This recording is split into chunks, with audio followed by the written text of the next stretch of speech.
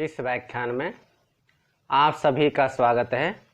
मैं डॉक्टर ओम प्रकाश बैरवा, सहायक आचार्य संस्कृत, राजकीय स्नातकोत्तर महाविद्यालय झालावाड़।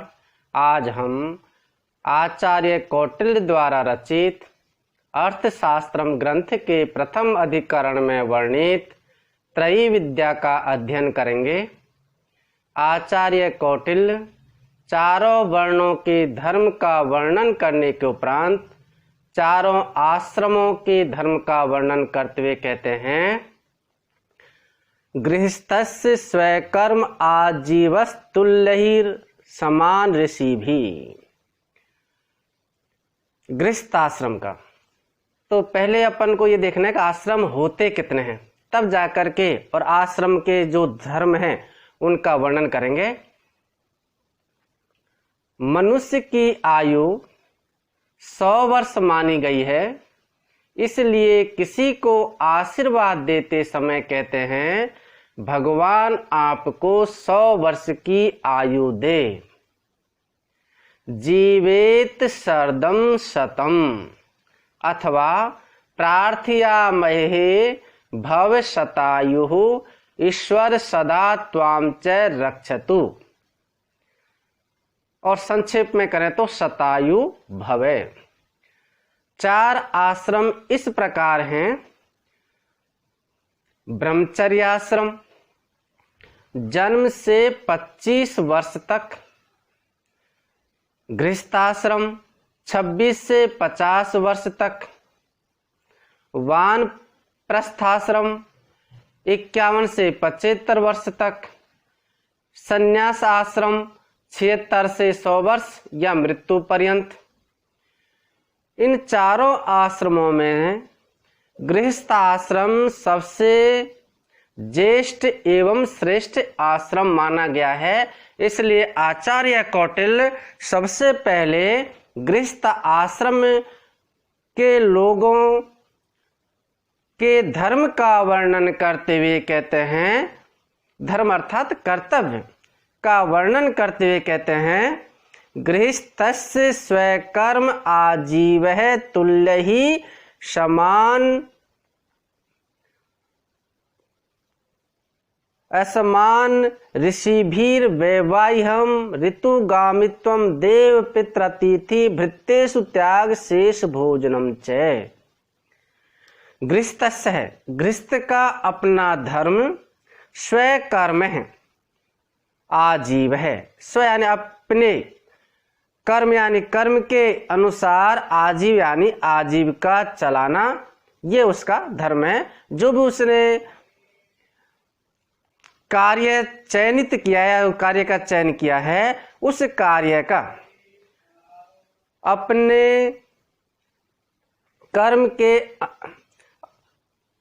अपने कर्म के अनुसार आजीविका चलाना।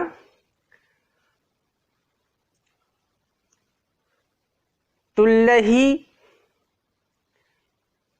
असमान ऋषिभिर वैवाह्यम, तुल्य ही समान और असमान ऋषि भी यानी गोत्र वालों के साथ वैवाह्यम यानी विवाह करना।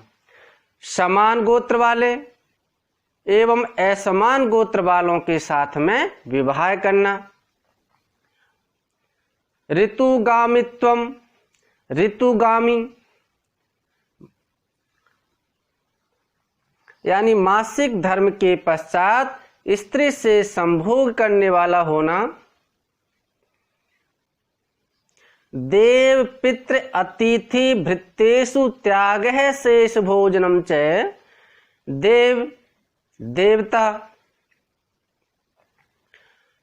पितरी पितृजन अर्थात पितर, अतिथि और भृत्येषु, भृत्य कहते हैं सेवक, तो भृत्येषु यानी सेवकों को भोजन का जो त्याग है, शेष भोजनम च है। उनको खाना खिलाने के बाद, सेवकों को भोजन करा के उनके द्वारा जो त्याग है, छोड़ दिया गया है, यानी अवशिष्ट रह गया है, उस शेष भोजनम च है, उस शेष भोजन पर अपना जीवन निर्वाह करने वाला या उस भोजन को खा करके खाने वाला देवता, पितृजन, अतिथि एवं सेवकों को भोजन करा के अवशिष्ट भोजन करने वाला। तो गृहस्थ का अपना धर्म कर्म के अनुसार आजीविका चलाना है, समान एवं असमान गोत्र वालों के साथ विवाह करना है। गृहस्थ आश्रम को श्रेष्ठ भी इसीलिए माना गया है कि वह विवाह करे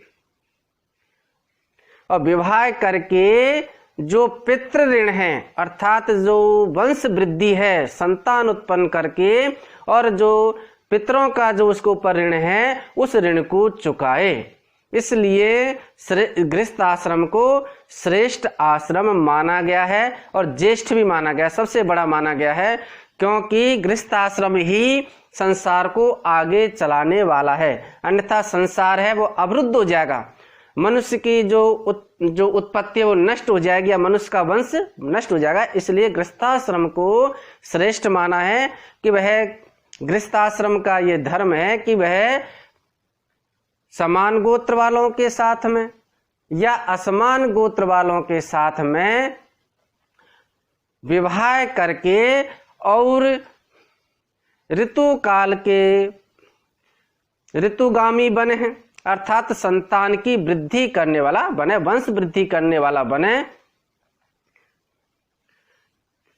और उनके जो देवता है, पितर हैं और जो अतिथि है, सेवक हैं, उनके खाने के उपरांत ही जो भोजन बच जाए उससे अपना भोजन करने वाला बने। ये नहीं सबसे पहले स्वयं खा जाए, सबसे पहले देवताओं को भोग लगाए, अपने जो पितर हैं जिन्होंने हमको पैदा किया है उन पितृजनों को भोजन कराएं, चाहे वो जीवित हैं, जीवित पितृजन हैं या जो गुजर गए हैं उनको भी कभी कभार जो है उनको भी भोजन कराएं, उनको भी भोग लगाएं। अतिथि एवं सेवकों को भोजन करा के अवशिष्ट जो भोजन करने वाला है वह गृहस्थ है, अर्थात ये गृहस्थ धर्म वाले का, गृहस्थ आश्रम वाले का धर्म है कि सबको भोजन कराने के उपरांत भोजन करे। दूसरे नंबर पर कौटिल्य ने ब्रह्मचर्य आश्रम को रखा है। ब्रह्मचारिण है स्वाध्याय अग्नि कार्य अभिषेकौ भैक्ष वृत्तत्वम आचार्य प्राणांत की वृत्ति तद्भावे गुरुपुत्रे से ब्रह्मचारिणी वा। ये जो 10वां सूत्र है इसमें ब्रह्मचारिण जो ब्रह्मचारी है उसका जो धर्म है, अपना धर्म है वह स्वाध्याय, स्वाध्याय करना, अध्ययन करना। अग्नि कार्य अभिषेकहु, अग्नि कार्य अग्निहोत्र यज्ञ करना, अभिषेक है और अभिषेक यानी स्नान करना। ब्रह्मचारी का ये अपना धर्म है कि वह स्वाध्याय करे, अर्थात हमेशा पढ़ता रहे। अग्नि कार्य अभिषेक है और अभिषेक यानी स्नान करे, दिन में कम से कम 3 बार स्नान करे, प्रातः दोपहर सायंकाल, या 2 बार तो करे जब जिस समय उसको अग्निहोत्र यज्ञ करना है।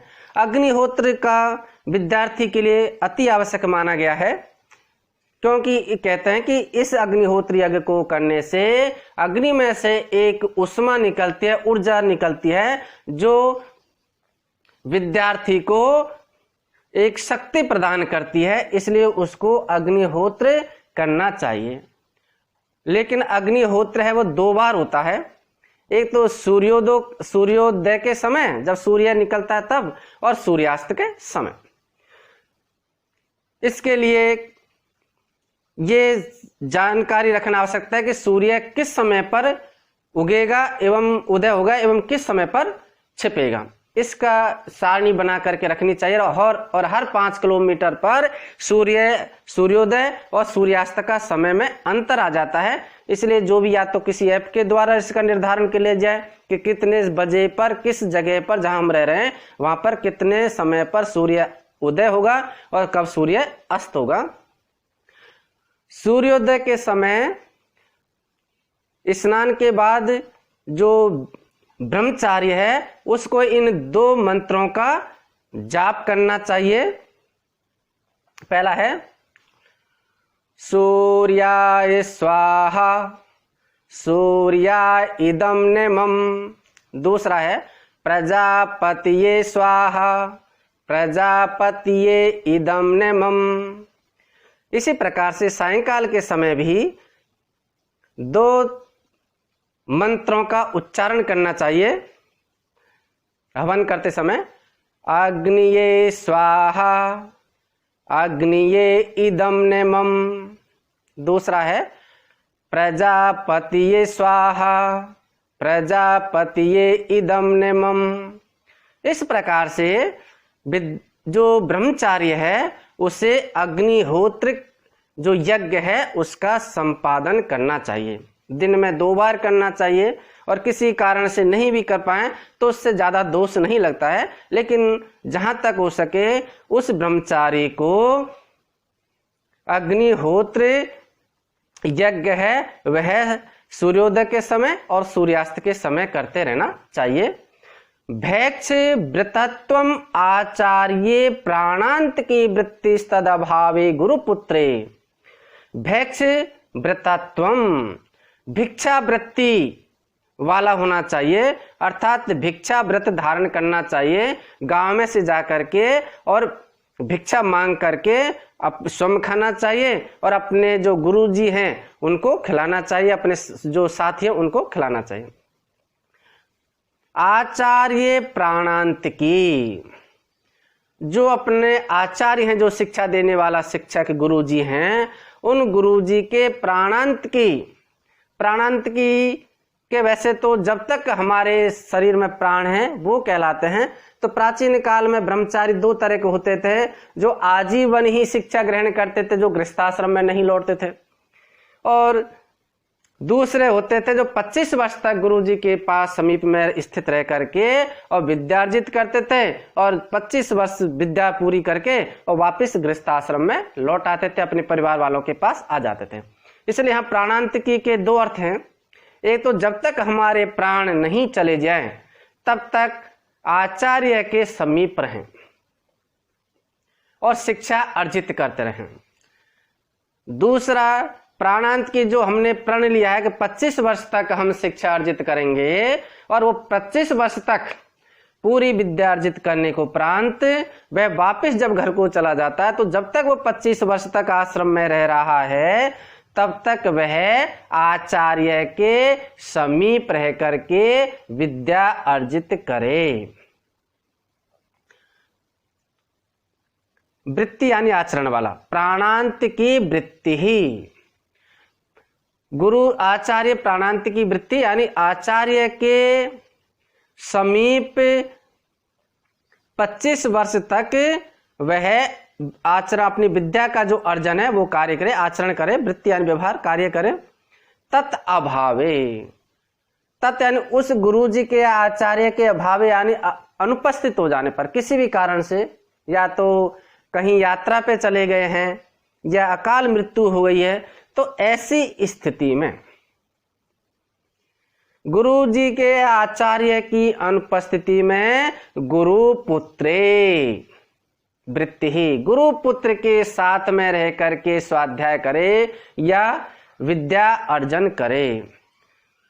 यदि मान लो आचार्य निसंतान है या किसी कारण से बाहर चले गए हैं, उसका पुत्र बाहर गया हुआ है, तो स ब्रह्मचारिणी वा, स ब्रह्मचारिणी जो उसका जो सहपाठी है उसके पास में प्राणांत की ही वृत्ति ही आजीवन, मतलब जो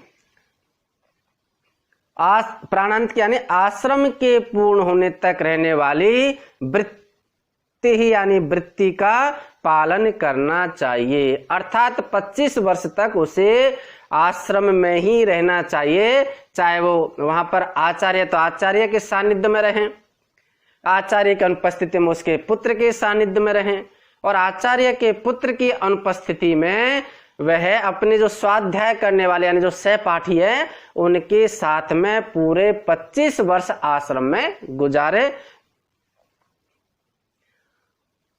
तीसरे नंबर पर यहां पर कौटिल्य ने वानप्रस्थ को रखा है, जिसकी आयु 51 से 75 वर्ष के बीच में रखी गई है।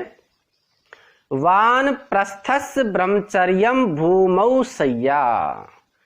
वानप्रस्थ का अपना धर्म है कि वह ब्रह्मचर्य पूर्वक भूमौ शय्या, भूमौ यानी पृथ्वी पर, शय्या यानी सोने वाला होना चाहिए।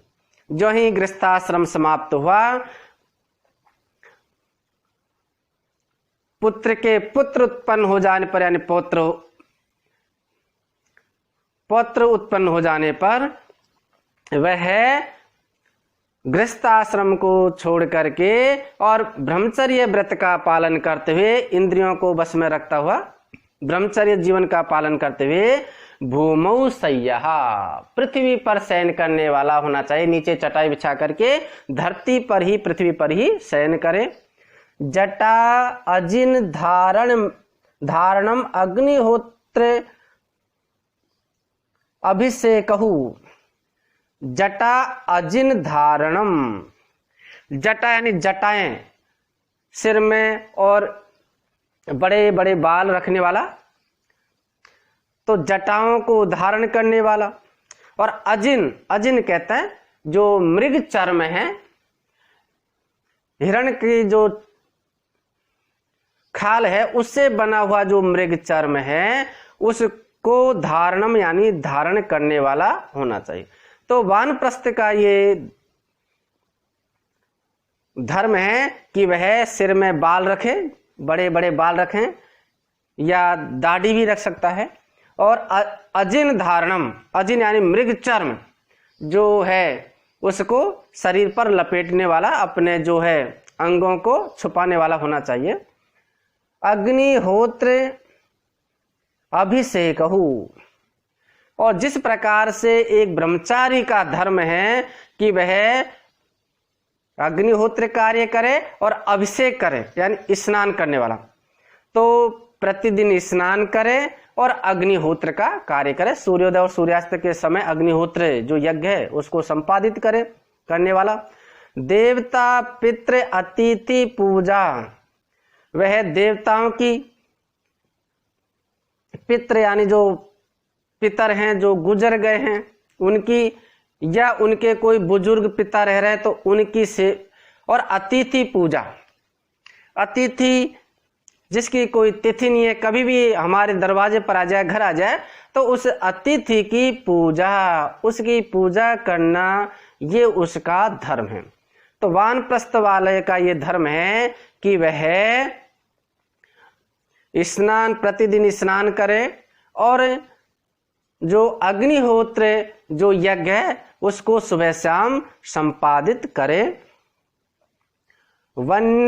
वन्य च आहार है, वन्य यानी जो जंगल में जो स्वयं उत्पन्न होने वाले हैं या वन में उत्पन्न होने वाले जो कंदमूल फल आदि हैं, उन कंदमूल आदि को आहार है, आहार करने वाला, या उनको खा करके अपनी पेट की अग्नि को शांत करने वाला होना चाहिए। अर्थात जंगल में या वन में उत्पन्न होने वाले कंदमूल फल आदि है उनको खा करके और अपना जीवन निर्वाह करने वाला होना चाहिए, क्योंकि बिना भोजन के शरीर है वो दीर्घायु नहीं हो सकता। इसलिए शरीर को चलाने के लिए या पूजा पाठ करने के लिए, अग्निहोत्र आदि यज्ञ करने के लिए, स्नान करने के लिए शरीर में शक्ति होना आवश्यक है। इसलिए मनुष्य को उस शक्ति को प्राप्त करने के लिए वन में जो भी कंदमूल आदि है, फल आदि है, उनको खाने वाला होना चाहिए, अर्थात उनका आहार करना है, ये उनका धर्म है। चौथे नंबर पर आता है संन्यास आश्रम, जिसे परिव्राजक आश्रम भी कहते हैं। तो परिव्राजकस्य है संयतेन्द्रियम अनारंभो निष्किंचनत्वम संग त्यागो भैक्षम अनेकत्रारण्यवासो बाह्य आभ्यंतरो च शौचम। परिव्राजकस्य है, परिव्राजक का या संन्यास आश्रम वाले का यह अपना धर्म है। अपना धर्म यह है कि संयतेन्द्रिय है, जो इंद्रियां हैं उनको संयत यानी नियंत्रित रखे, अर्थात जितेंद्रिय बने।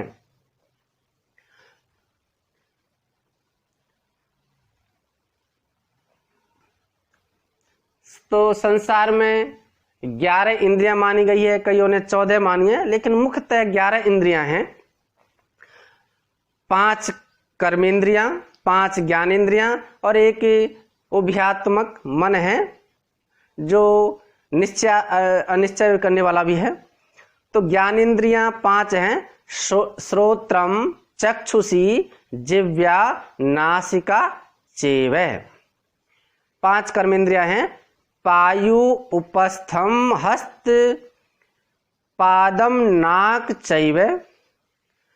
और जो 11वें नंबर का है वो मन है, और ये मन ही सबसे घातक है।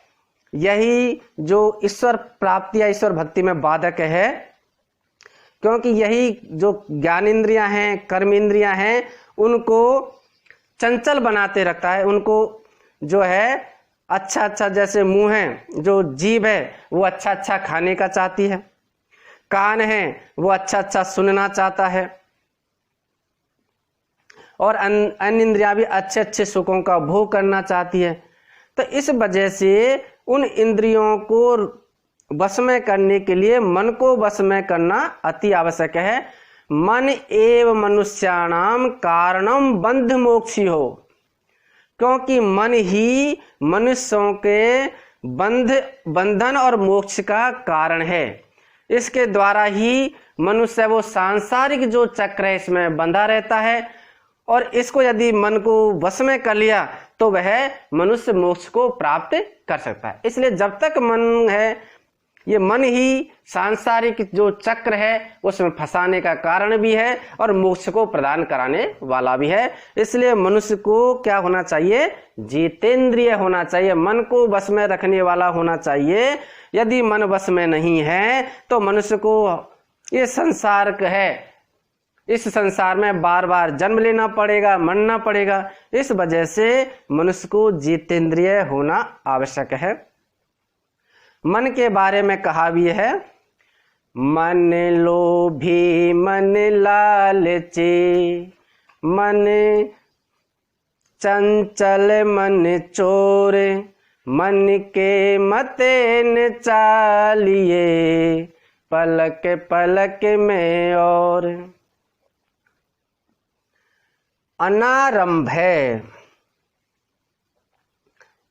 अनारंभिक होना चाहिए, अनारंभी होना चाहिए, अर्थात जो सांसारिक जो कार्य है उनके प्रति अनासक्त या कामना रहित होना चाहिए। जो भी वो कार्य कर रहा है उनको अनासक्त भाव से करना चाहिए, बिना किसी कामना के अपना कर्तव्य करते रहना चाहिए।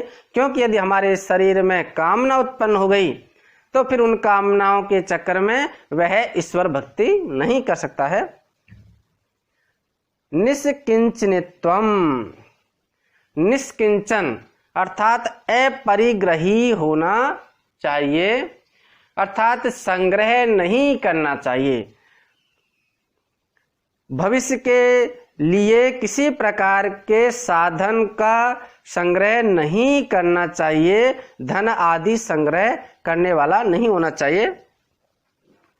संग त्याग है, संग त्याग है, संग यानी जो भी है समुदाय है, उस समुदाय का त्याग करने वाला होना चाहिए। यदि वो संग में रहेगा तो फिर बाद में वह ईश्वर भक्ति नहीं कर सकता है, और उन संग जिनके वो साथ रह रहा उनसे उसका मोह हो सकता है, लगा हो सकता है। इसलिए मनुष्य को जो परिव्राजक है, जो संन्यास आश्रम वाला है, उस व्यक्ति को समुदाय का त्याग कर देना चाहिए। भैक्षम, भिक्षा वृत्ति वाला होना चाहिए, भीख मांग करके जीवन निर्वाह करने वाला होना चाहिए।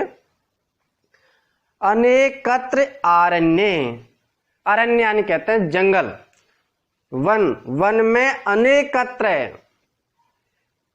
अनेक स्थानों पर रहने वाला होना चाहिए। अनेकत्र अरण्य वास है, वास यानी निवास करने वाला, वन में अनेक स्थानों पर निवास करने वाला होना चाहिए। क्यों होना चाहिए? यदि वह एक ही स्थान पर कुटिया बना करके रहेगा तो वहां के जितने भी पेड़ पौधे हैं, जीव जंतु है, उनसे उस जो सन्यासी है, परिव्राजक है, उसका लगाव हो जाएगा, और लगाव ही जो है संसार में बंधने का मुख्य कारण है। तो वहां पर एक स्थान पर किसी प्रकार का लगाव नहीं हो, मोह नहीं हो, इस वजह से उसे जंगल में भी अनेक स्थानों पर रहने वाला होना चाहिए, स्थायी कुटिया बना करके रहने वाला नहीं होना चाहिए।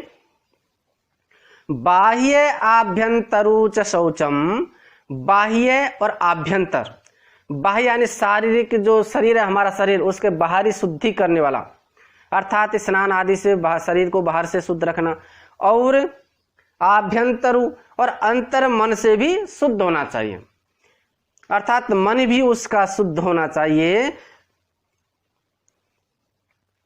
चय शौचम, शौचम यानी जो पवित्रता वाला होना चाहिए। तो जो सन्यासी है वह बाहरी और आंतरिक दोनों से वह पवित्र होना चाहिए। बाहर का शरीर है उसको तो स्नान आदि से पवित्र करना चाहिए, और जो मन आदि है इसको जितेंद्रिय होकर के और उसको पवित्र रखना चाहिए।